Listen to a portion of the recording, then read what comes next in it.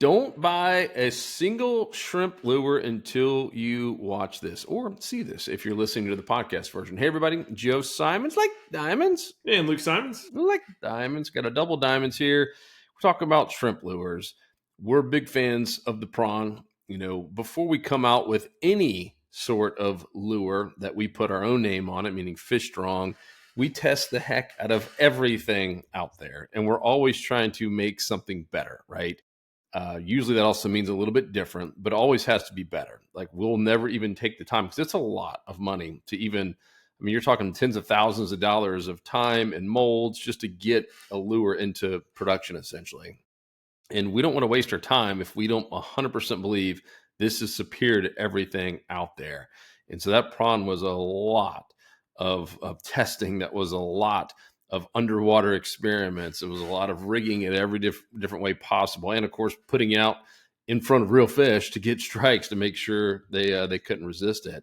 And so we wanted to kind of rehash why this thing has worked so well, why it's probably one of the top selling shrimp lures in the inshore saltwater space. I'm guessing, obviously, we don't get to see other people's numbers, but we know how much we're selling, and I'm willing to bet it's probably more than most in terms of that one SKU, or really two. We have a junior and the senior. So I want to do a podcast about making sure you understand why the shrimp is so powerful, why it is creating a lot of strikes and a lot of PB catches for people, and how it's so versatile, meaning we've had people like Luke who had just outfished everyone on the Hubbard's boat. We're out of 100 miles, and Luke was catching some of the biggest fish out of everyone using a plastic shrimp, and everyone else was using live bait and cut bait. And even the guides, meaning the first mates on there, were like, there's no way you're going to catch anything. And by the end, they're like, all right, where do I buy the prawn? This thing is crazy. But you can also use it, in bridges and docks and pilings. We've used it inshore for big snook and redfish and trout to grouper. I mean, the list just goes on and on and on. So versatile. So, Luke, I know you have a couple there in your hand as well. Yeah, and first I'll just talk about just shrimp lures in particular. I used to not use shrimp profiles like hardly ever. I was all about jerk shads, but most of all paddle tails, or swim baits, people call them, which are really bait fish imitation. And as I started using more shrimp lures, I started realizing I was catching bigger and bigger fish. And then after, obviously, while testing a bunch of different shrimp lures, this one in particular, now I think it's like 4 years old, I believe, the prawns, when we came out with them. And this one lure, I should say two. Joe mentioned we have two sizes, but most of my biggest catches are on the bigger one. But this one lure has logged more PBs for me personally, and I'm seeing members catch them all the time, but more PBs than anything else that I have. I've got my biggest snook on it. That trip offshore, I caught 6 new PBs in one day. And I'll go through the reason. First of all, everything eats shrimp, number one. But why this one in particular seems to outproduce the others is it's just so versatile. And specifically, it can be rigged weedless. It's the only shrimp lure that can be rigged weedless, if I could talk, anywhere from 6 inches down to now it's 170 feet is the max. So anything in between that depth, we can get a shrimp lure that is as lifelike. It has the perfect silhouette as a real shrimp. It has a great glide in the water, and we can get it super weedless, where we can get right down in the middle of all the structure where the fish are holding all these ambush predators, whether they're snook, redfish, sea trout, flounder, grouper, cobia, all these fish typically hold and feed near structure.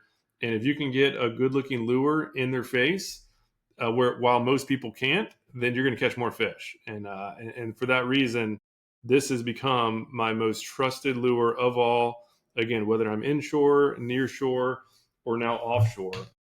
And just to see the offshore rig, right? This is a 2 ounce weight, a 2 ounce weight on it, and you can see right here, right? The hook is still weedless. I was fishing. We went on a 39-hour trip out of Hubbard's Marine, and we fished. We had like 20 hours of fish time. It was a ton of fishing. Covering some gigantic ledges out in the middle grounds, out in the Gulf. Some of these ledges were like 10 feet tall, and not a single time did I get snagged on the bottom while I was sitting there bouncing bottom for, probably, I didn't fish the whole 20 hours, but I fished for at least 12.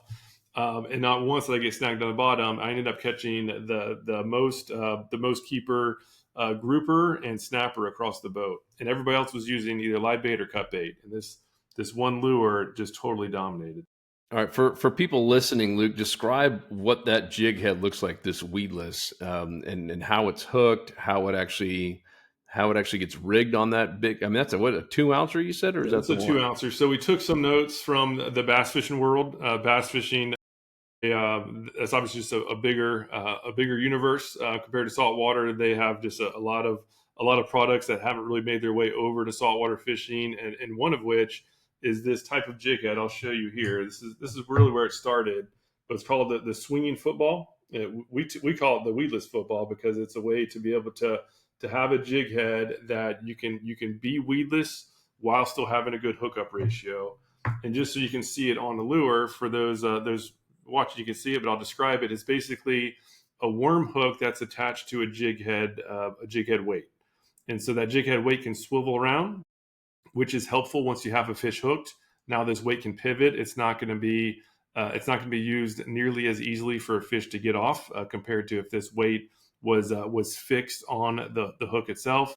And these J hooks, they're just a nice beefy J hook. I've literally hooked 100+ pound tarpon, caught big grouper, snapper, snook, way over slot reds, and nothing straighten these hooks out. We have a one with a really nice beefy hook, and the bigger the head size, the bigger the hook. So at least the ones that we recommend for this Prawn USA is a 5/0 extra wide gap, extra strong hook on these jig heads. And again, that way you can let it sink all the way down the bottom and just twitch it up off the bottom. On nearshore reefs, I use the 1 ounce. Typically, I'm fishing about 50 feet of water, so I'll do the 1 ounce and just bounce it through the middle of the reef. And again, rarely get snagged while having a really good hookup ratio when they do strike. We obviously tested a bunch of different material for the body, and this has enough density and strength to get to last a while without getting bitten in half by snapper, but while also being soft enough to have a really good hookup ratio and to be super easy to rig, whether you're rigging on these swinging jig head type setups. It rigs perfectly on regular jig heads as well, right? The exposed hook jig heads. If say fishing out on the beaches for snook and trout, I use this type of jig head. And then when skipping up under the mangroves or docks for the shallows, we have a weighted hook. And again, it has the little screw lock on the top, and it rigs perfectly there. So and And also, you're basically just skin hooking it like you would skin hook a worm in bass fishing. yeah, typically I Hook let that. it just rest on the top. Just this alone is very weedless because as you're going through, right, these eyes are sitting out front, so it'll like you say you hit a stick or something in the water, the eye's going to kind of push that hook point away, and you'll go past it without getting snagged. But if I'm like skipping their docks where I'm getting going, especially mangroves are incredibly good at getting snagged and not letting go.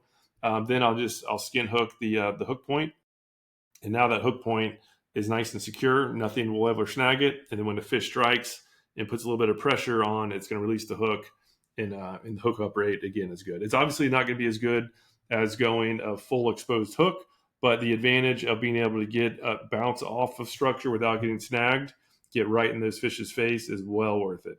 Absolutely well worth it. Most of my PBs have been on the weedless rigging because again, a lot of these bigger, smarter fish, they're holding in that dense structure. They're not used to anything dangerous getting right there in their face, and so they don't seem to even hesitate. They just go up and hit it. Talk about the glide, because I don't think a lot of people understand the power of that. And this one is one that we obviously spent a considerable amount of time underwater. I mean, I remember, back in it was at my house, we had our mask and fins on, just watching these things and filming them. Talk about the glide.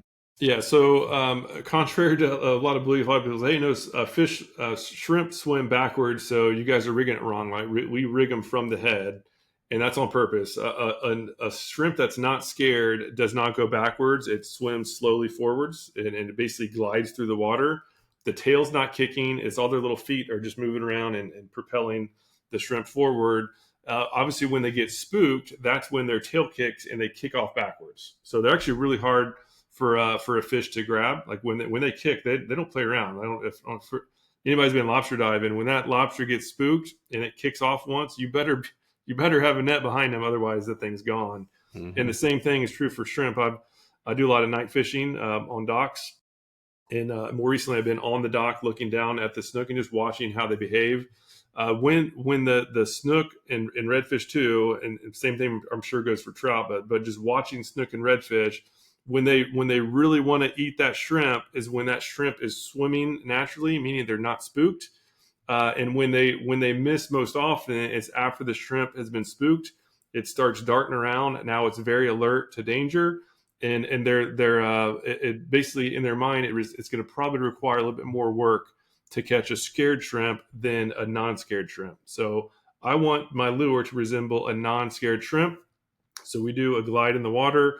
When I do a twitch, I do kind of mimic just the shrimp bouncing off the bottom, and then let it do its glide back down, and the strike happens on the glide. The twitch up gets their attention, and that glide back down is really what gets the strikes. And I've even had situations where the straight retrieve outperforms everything else.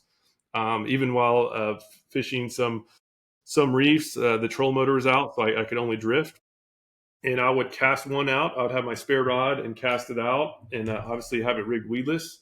And I would just put it in the rod holder and just drag it. It would just be dragging along the bottom. And I've had that outfish the actual one in my hand where I'm actually doing the twitches. So yeah, I think it really just comes down to getting down as close as possible to the structure without getting snagged, and just having just a good looking shrimp profile go in front of their face, and they really can't help but to eat it. Yeah, and this profile seems to be the best one we've tried, and it's a reason that most people who buy them keep buying more, because it just keeps on working.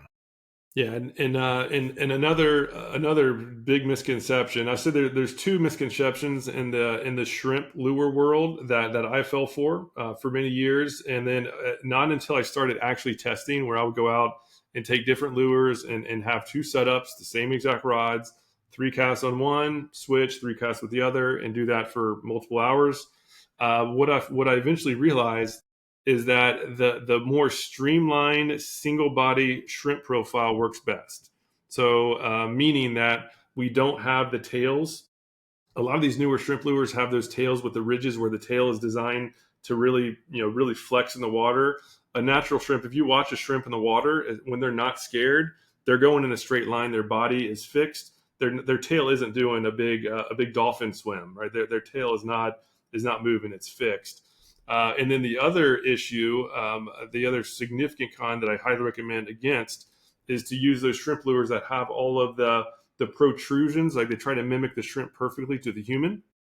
This is just a standard issue where the lure maker is selling more to the fishermen than to the actual fish, and they put every single leg of the lure, or of like a natural shrimp, on the lure. So these legs are now hanging down.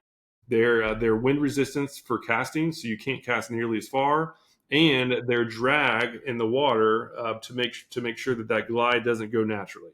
Right? A shrimp is not held back from its legs naturally. The legs are actually what's propelling them.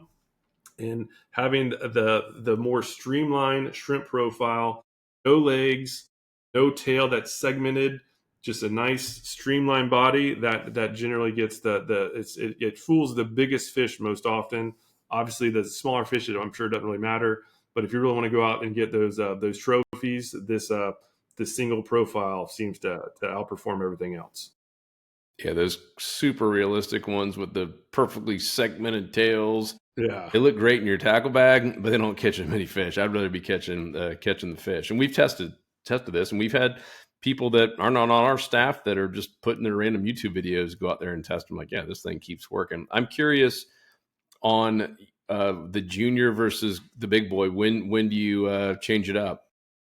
Yeah, so the junior one, the junior's 3.5 inches. I'll just kind of put them together for those watching. The junior up top is 3.5 inches, and then the original is 4.3 inches. So the same exact shape, just different size. And obviously, we have the same type of rigging for the smaller version. As far as when to use which, the bigger one just seems to help catch the biggest fish. The smaller one catches the most fish. So if I'm taking somebody new fishing, and just want to go out and just get some action, I'll take the junior and like go under a bridge, like whether down to the Keys where the water's crystal clear. Like we were actually catching a permit and all sorts of fish, mangrove snapper, just everything eats it. And when you go to the smaller profile, now you start opening the door to mangrove snapper.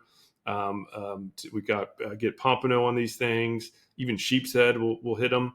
So it's really about number one, matching the hatch. In some seasons, just everything small, and that's what you need to go with.